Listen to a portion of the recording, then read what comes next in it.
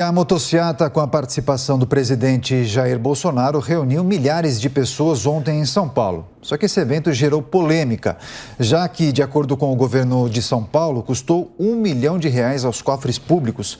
Para tratar desse e de outros assuntos políticos, nós vamos conversar a partir de agora com a deputada federal Bia Kicis, do PL do Distrito Federal, a quem agradecemos demais pela participação.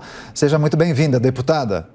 Bom dia Daniel, bom dia Kaline, bom dia a todos que nos ouvem. Estou acompanhando vocês desde cedinho. Muito obrigado pela gentileza e pela audiência. Para começar então essa entrevista, esse bate-papo, eu gostaria da avaliação da senhora em relação a esse evento de ontem, a motociata, milhares de motociclistas manifestando apoio a Jair Bolsonaro, também ao pré-candidato ao governo do estado, Tarcísio de Freitas. Também eu acho que tem um simbolismo aí, né? O estado de São Paulo, ele é dirigido, comandado há tanto tempo, mais de 2 décadas pelo PSDB. Qual é o objetivo principal? É fortalecer o nome de Jair Bolsonaro, tornar Tarcísio de Freitas mais conhecido nesse estado, mas eu também gostaria da avaliação da senhora em relação a essa notícia que eu trouxe na abertura. O governo do estado de São Paulo, por meio da Secretaria de Segurança, divulgou que foram gastos R$ 1 milhão para garantir a segurança desse evento. De alguma maneira, isso pode repercutir negativamente, deputada? Olha, vamos lembrar que o presidente Bolsonaro foi convidado a participar desse evento, que é o Acelera para Jesus. Ele já vinha participando desse evento desde quando nem era ainda presidente da República, em 2017. Hoje eu vi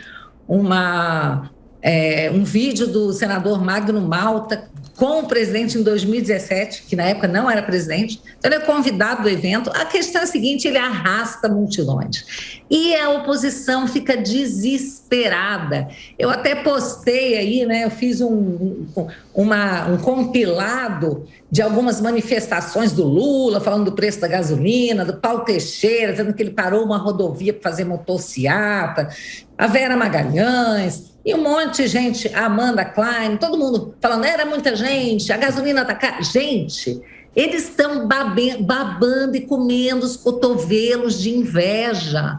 Eu gostaria muito de ver o Lula fazer também algo parecido, uma motociata. Vamos ver quantos quarteirões ele vai ser capaz de arrastar. Eu acabei de ver uma cena muito engraçada que tinha uma pessoa até com um jet ski, uma carcaça de jet ski sobre rodas, participando da motociata. O fato é que todo mundo quer estar junto, quer apoiar o presidente Bolsonaro, cuja popularidade já estourou, não para de crescer.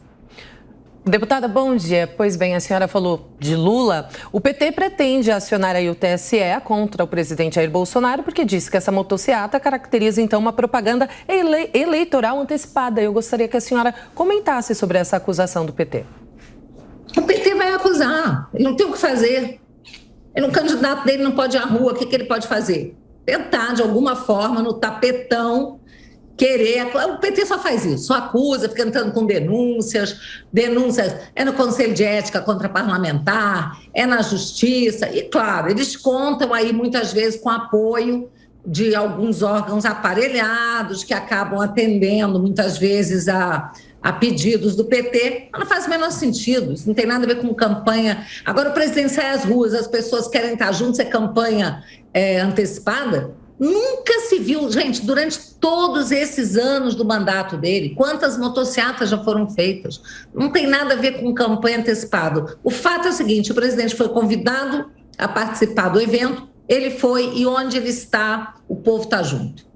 Agora, deputada, tem um outro assunto que nós, inclusive, tratamos com o filho de Jair Bolsonaro, o deputado Eduardo Bolsonaro, nessa edição do Jornal da Manhã, sobre as falas de Jair Bolsonaro na motociata, quando todos chegaram no destino na cidade de Americana. Jair Bolsonaro falou sobre vários temas, mas especialmente ele criticou o acordo do Tribunal Superior Eleitoral com o WhatsApp, porque muito em breve o WhatsApp vai lançar uma novidade para todos os mercados, em que será permitida a troca de mensagens entre grupos para milhares de integrantes. Essa função não estava disponível. Pois bem, isso só será ofertado para os brasileiros, para os usuários aqui no Brasil, após as eleições. E o presidente criticou essa exceção à regra.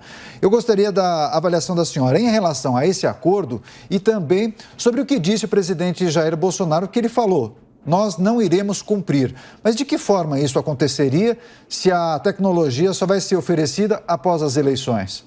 Eu acho que o presidente quis dizer é que no calor da emoção acaba falando uma coisa que pode não ser tão precisa. Eu acho que o que ele quis deixar muito claro e registrar é que ele não está de acordo com isso. O presidente, ele tem se mostrado o político mais democrata que nós temos. Os outros, não só políticos, como também ministros, o TSE, tem feito de tudo para censurar, para cercear o debate. Então, é muito lamentável que esse tipo de acordo seja feito. Eu tenho acompanhado essa questão aí, dessa história que eles ficam falando de fake news nas redes, isso e aquilo, que só vale para um lado, não vale para o outro. Em 2018, se não me engano, eu participei de um evento no TSE, onde eles já trabalhavam essa questão de combate aí a fake news, que é o nome que se dá, é só narrativa, na verdade, é lei de censura, em que a UE, a União Europeia, um representante da UE, declarou para todo mundo que estava participando do seminário que eles interferiram nas eleições francesas para ajudar o Macron a se eleger, que eles bloquearam, censuraram os conservadores, a Marianne Le Pen. E está aí, minha gente, eles querem fazer a mesma coisa e o presidente está inconformado e nós também estamos conformados com esse tipo de acordo que só serve para censurar quem não quer espalhar mentira. Por quê? Para falar mal do PT, meu amigo, não precisa inventar uma vírgula, é só mostrar a verdade.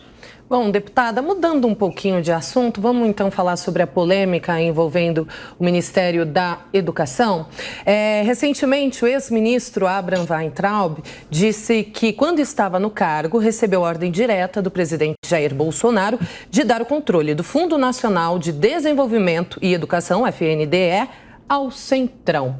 E a senhora chegou a apoiar que ele continuasse no cargo lá em 2020, na pasta da educação. Queria saber da senhora agora sobre todas essas críticas que Weintraub está fazendo ao presidente Jair Bolsonaro. Inclusive, ele disse até que o general Ramos é nefasto, Valdemar da Costa Neto é capeta, ele usou essa palavra. Eu gostaria de saber da senhora sobre essa conduta, sobre essa postura agora de Abraham Weintraub, que sempre foi um grande aliado do presidente Jair Bolsonaro. Eu lamento profundamente que isso esteja acontecendo, né? Eu acho muito triste quando a gente vê as pessoas se dividindo, batendo, criando para fazer treta, confusão. Eu sou uma pessoa que procuro ficar fora disso, né? Eu não costumo ficar nas redes tretando com um com o outro, não. Eu acho que a gente, quem é conservador, quem quer vencer o PT, que é o maior mal que a gente pode ter, a volta do PT seria uma tragédia, um caos, uma perda de soberania para o país. Recomendo um vídeo que eu postei hoje do deputado Luiz Felipe Orleans Bragança, que aponta tudo o que vai acontecer caso o PT volte ao poder. Então, eu lamento muito esse tipo de coisa e, com relação a qualquer denúncia, eu acho que tem que ser investigado. Perfeito. Agora, deputado, eu queria falar um pouco de eleições. Inicialmente, tratar especialmente das eleições para a presidência da República. A gente debateu aqui ao longo dessa edição do Jornal da Manhã com os nossos convidados a possibilidade da construção de uma terceira via. Alguns partidos de centro devem anunciar uma chapa única na segunda quinzena do mês de maio, MDB, União Brasil, PSDB e Cidadania.